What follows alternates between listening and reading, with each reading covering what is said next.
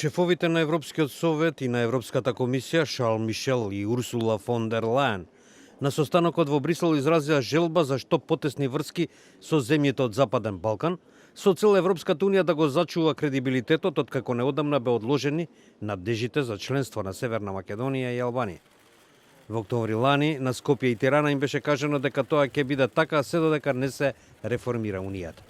Тогаш Франција, поддржана од Данска и Холандија, стави вето на отворањето на пристапните разговори меѓу Европската унија и двете земји. Пред клучниот самит на унијата за Западен Балкан, планиран за мај во Загреб, се зголеми загриженоста дека ако унијата не го отвори процесот, тогаш неколку земји во стратешки важниот балкански регион би можеле да се свртат кон Русија и Кина. Шефот на македонската дипломатија Никола Димитров по состанокот во Брисел наведе дека унијата мора да има јасна политика во регионот. And for my country, after waiting for so many generations, 15 years a candidate country, 11 years since the first recommendation to start talks, it was always the dispute over the name. We resolved it. We have a very good case on the reform agenda at home. And I think not to say yes, not to give green light for North Macedonia in March, is essentially to say we don't have a policy on the region. Српскиот председател Александар Вучич пак смета дека е најважна регионалната соработа. Постицаće se regionalna saradnja.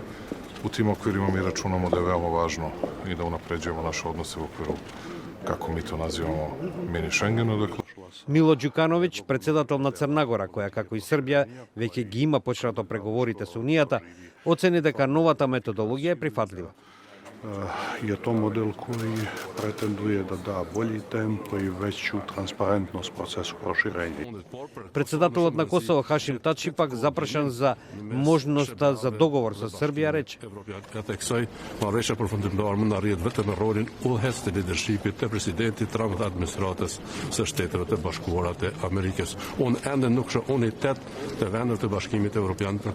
Андреј Пленковиќ, премиер на Хрватска која е председавач на Европската унија, изјави дека промената на методологијата за проширување влијаела врз Франција веќе да не му се противи на тој процес, но ти сега треба уште да се уверат Холандија и Данска.